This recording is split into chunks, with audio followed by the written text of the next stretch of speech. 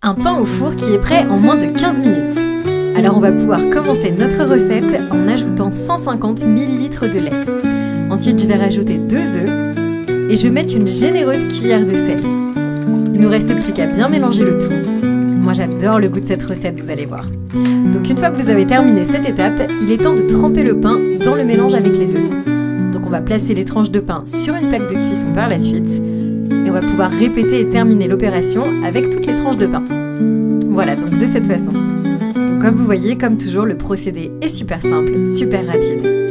Moi j'adore le goût de cet encas, vous allez voir, ça va vraiment vous surprendre, c'est absolument délicieux. Donc voilà, si vous êtes un petit peu pressé et que vous avez besoin de faire une recette qui est vraiment rapide et facile, je vous assure, celle-là, elle est parfaite pour vous. Donc maintenant, je vais pouvoir terminer le processus avec toutes les tranches de pain que j'avais mises de côté.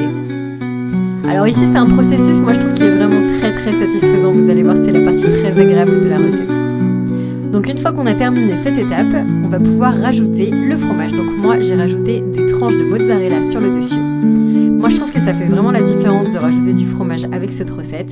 Bien sûr, vous rajoutez le fromage que vous voulez et vous en mettez autant que vous le souhaitez. Moi, j'en ai beaucoup parce que, vous savez, j'adore ça.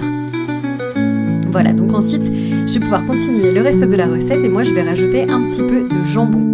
Alors bien sûr, moi, j'ai utilisé du jambon, mais vous pouvez ajouter la viande que vous préférez. Vous pouvez par exemple rajouter un petit peu de poulet ou alors du pepperoni. Vous pouvez mettre de la viande hachée, même du bacon. C'est vraiment comme vous voulez.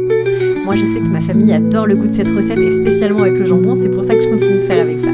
Voilà, donc là, c'est parfait. Alors, vous pouvez servir cette recette pour le dîner, pour le petit déjeuner, même pour le déjeuner. Et une fois que vous avez terminé tout ça, l'étape suivante, ça va consister à ajouter d'autres tranches de pain. Donc ici, vous allez pouvoir les tremper à nouveau dans les œufs et les ajouter sur le jambon et sur le fromage. Donc on continue ce processus, ça va être absolument délicieux. Donc une fois qu'on a rajouté une nouvelle couche de pain, on va pouvoir de nouveau rajouter la mozzarella sur le dessus. Ça va être absolument parfait. Moi j'en ai déjà l'eau à la bouche, ça me donne très envie de goûter. Bon, bien sûr je vous l'ai déjà dit, mais la quantité de fromage c'est totalement facultatif. Vous faites vraiment comme vous préférez.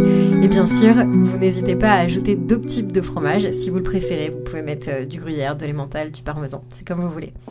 Voilà, donc une fois que vous avez terminé, vous n'avez plus qu'à mettre au four. On va pouvoir faire cuire à 320 degrés pendant 20 minutes jusqu'à ce que le fromage soit bien fondu, bien grillé, bien gratiné. Et voilà, notre recette est terminée. Ça vous a donné envie de goûter ?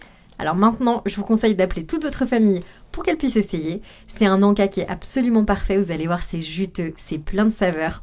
Le goût est absolument incroyable. Je vous conseille vraiment d'essayer chez vous et de le savourer en famille. Donc je vous laisse tester, me dire ce que vous en avez pensé dans les commentaires. Et moi, je vous souhaite un très bon appétit.